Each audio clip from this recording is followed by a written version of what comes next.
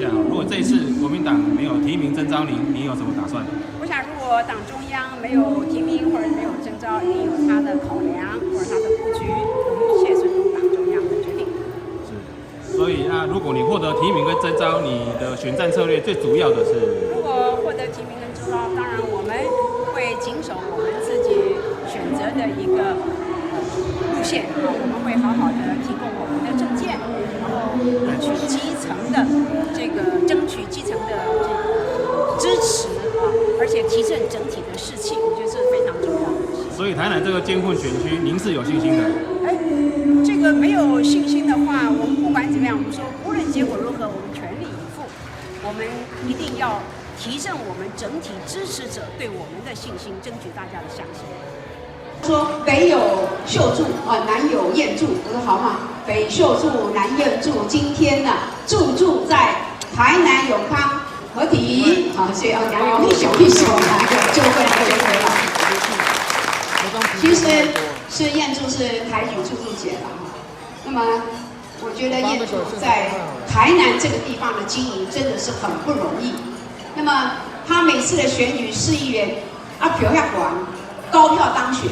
当然，各位在座这个致友会的会员，大家每一个人都力拼改变了拼，他自己耕耘地方当然很重要。但是如果没有这一群群体的力量，包括说后面那么多的助理朋友们，大家一条心，他也不会有这么好的成绩了。那么这一次呢，得到中国国民党的提名立委的提名候选人，我们真的很期盼。当中刚刚他背了，我们讲实话。台南呢，民进党执政的20几当呢，20几年呢，台南是个非常可爱的地方，文化古都，美食景点，文化底蕴深厚，有很多的历史故事，有很多地方让台南人应该觉得非常骄傲。可是来看来20几年，20几年，我们台南进步多少？台南建设多少？我们大家今天这个场合，我们不要做太多的批判的话，但是咱干嘛讲民主政治本来都需要良性的监督跟制衡。你在威尼，我们议会国民党没有过半，这个立法委员好像成绩也实在是不能看。各位同亲，我们台南的乡亲，台南如果要更进步，台南如果要建设得更好，台南这块美丽的地方。一定要有一个政党政治良性竞争共同监督下，它才会更好。如果没有一个竞争的话，没进步啦。大家讲一只狗插入去爱当选，这就是民主上大的风气。民主就是制衡，没有制衡呢，就无民主啦。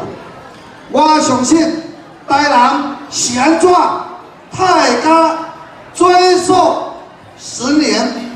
扣恁的这个办公室，他会讲，我认为无一个政治人物敢咧做，加民进党，为什么？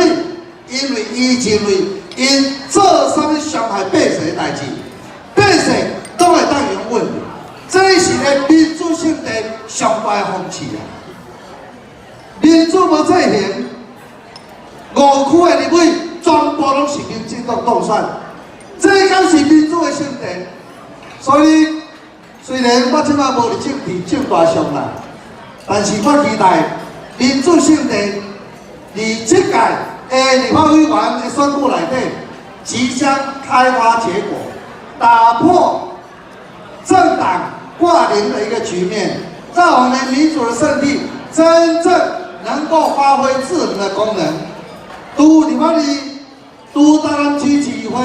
我连咧做咧讲，我做议长坐伫顶悬，全世界有一个民主国家，行政首长、行政主管唔咧进入议会门，这是一个民主政治上大的风气。刷掉不服务的民意代表，所以说拜托大家跟燕柱一起刷掉不服务的民意代表，好不好？好。我想。燕柱这一块菜瓜布真的是有意义的，为什么有意义？